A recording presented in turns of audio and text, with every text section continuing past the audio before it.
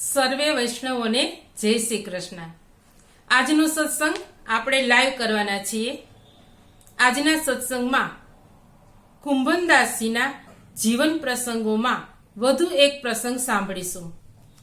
પ્રસંગ છે તમારો પરદેશ થઈ ચૂક્યો।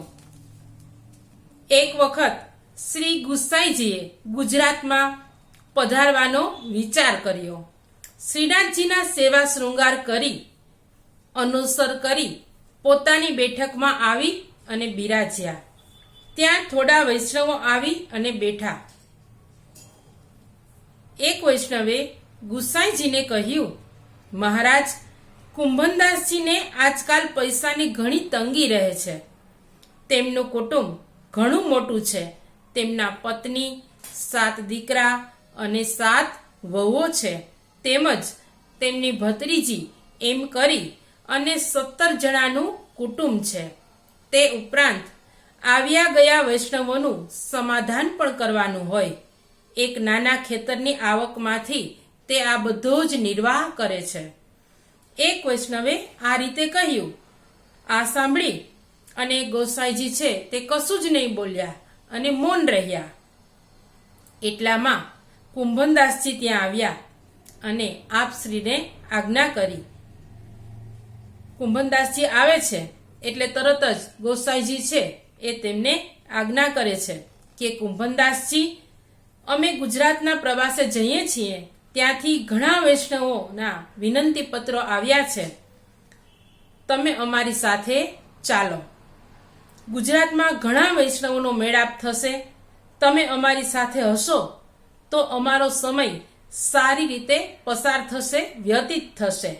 પ્રભુના વિરહનો કલેશ છે, અમને બાધા નહીં કરે।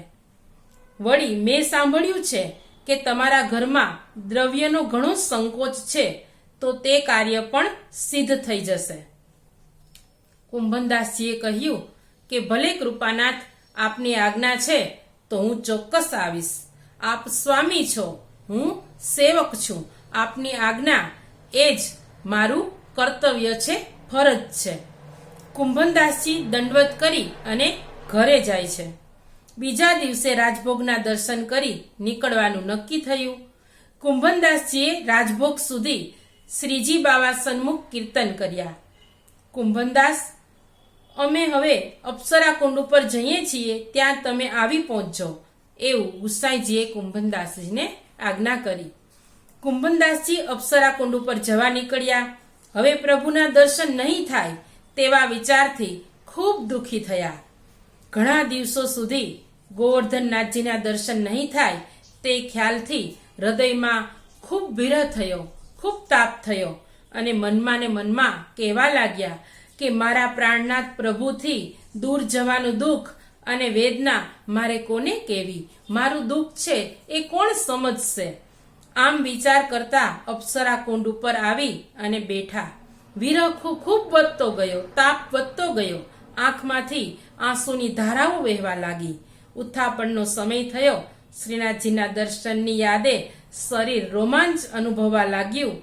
ગુસાઈજીના તંબુની પાસે એક વૃક્ષ નીચે ઊભા રહી અને ડુસકા ભરતા ભરતા તેમણે ગાવા માંડ્યું, કેતે દિન વે જુ ગયે બિનુ દેખે।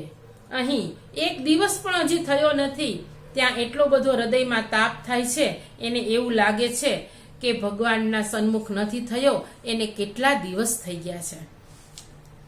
અને પદ ગાય છે કે તરુણ કિશોર રસિક નંદ નંદન કછુક ઉઠત મુખ રેયે, વહ શોભા વહ કાંતિ વદન કી કોટિક ચંદ બિસેયે, વહ ચિતવની વહ હાસ્ય મનોહર વહ નટવર વપુ ભેખે, श्याम सुंदर मिली संग खेलन की आवत जिय आपे खे, कुंभनदास लाल गिरिधर बिनु जीवन जन्म अलेखे।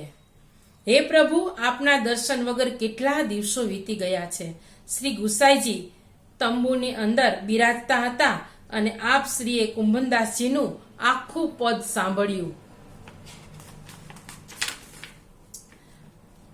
આપ શ્રીએ પદ સાંભળી અને વિચાર કર્યો કે કુંભનદાસજીએ રાજભોગના દર્શન કર્યા છે, હજુ ઉત્થાપનના દર્શન તો થયા નથી, અને છતાં એમને આટલો બધો વિરહ થાય છે તો એ ગુજરાતમાં ઘણા દિવસો સુધી પ્રભુના દર્શન વગર કેવી રીતે રહી શકશે?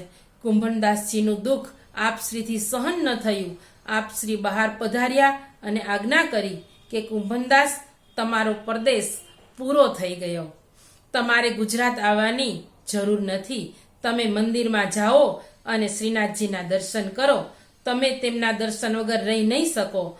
તે જ પ્રમાણે શ્રી ઠાકોરજી પણ તમારા વગર નહીં રહી શકે. તમે કીર્તન કરો અને પ્રભુને પ્રસન્ન કરો. આવી આજ્ઞા સાંભળતા જ કુંભનદાસજીનું બધું દુઃખ દૂર થઈ ગયું. ખૂબ રાજી થયા. ગુસાઈજીને દંડવત કરી ત્યાંથી દોટ મૂકી સીધા મંદિરે પહોંચ્યા. ઉત્થાપનનો સમય હતો. દ્વાર ખુલ્યા અને તેમણે શ્રીનાથજીના દર્શન કર્યા. શ્રીજી બાવાએ આજ્ઞા કરી, કુંભનદાસ, હું હવે તને કાયમ મારી પાસે જ રાખીશ. જેમ તું મારા વગર રહી નથી શકતો, તેમ હું પણ તારા વગર નથી રહી શકતો. કુંભનદાસજીએ બે હાથ જોડી અને ઠાકોરજીને વિનંતી કરી, મહારાજ, મારી પણ આ જ અભિલાષા છે કે મને કદી તમારો વિયોગ ન થાય. આમ શ્રીનાથજી અને કુંભનદાસજીને પરસ્પર એટલો પ્રેમભાવ હતો કે એકબીજા વગર ઘડી પણ રહી શકતા નહીં. આજનો સત્સંગ અહીં પૂર્ણ કરીએ છીએ. સર્વે વૈષ્ણવોને જય શ્રી કૃષ્ણ. શ્રી વલ્લભાધીશ કી જય.